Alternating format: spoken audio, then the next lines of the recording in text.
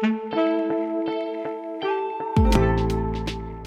my name is Erica Turner, and I am a licensed marriage and family therapist and the owner of Rosewater, a therapy practice in Alexandria, Virginia, just outside of Washington, D.C.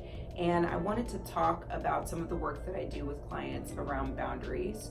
And the truth is, we have to navigate boundaries in all our relationships with other people, from our most casual relationships, whether that's like a conversation at the checkout counter in the grocery store, or our most intimate relationships, whether that's a married partner or a committed relationship. In terms of the work that I do, the sort of two big areas that I focus on is people who are dealing with difficult, toxic, or abusive relationships with either an intimate partner or a parent-child dynamic, adult parent-child dynamic. And that can be a relationship that's ended, that a person is sort of working through and wanting to heal from, or a relationship that a person is currently in and trying to navigate and figure out what to do next. I think it's really important to kind of understand that boundaries are there to help us feel safe, to help us feel emotionally and physically protected and safe and cared for. And with sort of too rigid boundaries, we don't feel like we have a sense of autonomy. We don't feel like we can do things on our own. We feel sort of stuck and sort of tied in to what this other person wants from us.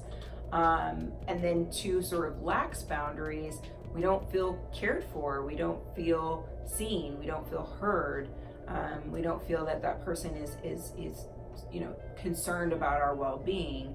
And in either direction is not where we want to be, right? We want to be right in that sweet spot where we feel like we have autonomy and independence, but we also feel that this person cares for us and sees us for who we are.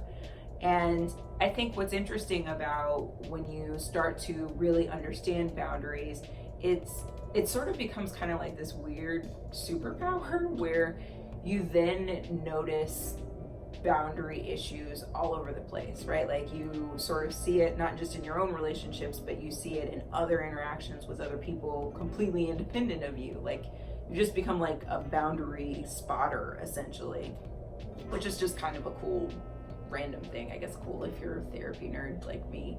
But then I think more importantly, good boundaries empower us to feel like we have agency over our own lives, over ourselves, but then also allow us to still feel connected to people who are important to us. They allow that sort of push-pull between this is what I need and this is what I want, and also I am trying to meet your needs and give you what you want, and we are in constant or consistent dialogue to try to make that happen. But neither one of us feels, railroaded or pushed over by the other person. And neither one of us feels like the other one just doesn't care what we do or, isn't concerned about us at all, isn't looking out for us.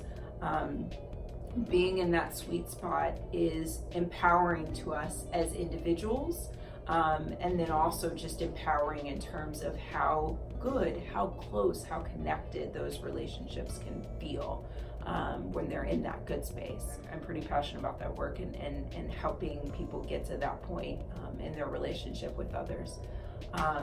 So that's just a little bit about the work that I do with clients around boundaries.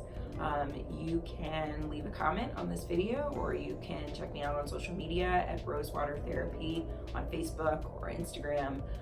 Would love to hear folks' thoughts or questions about boundaries. And if you're interested in working with me, you can visit my website, rosewatertherapy.com, to find out a little bit more information about me and how I work.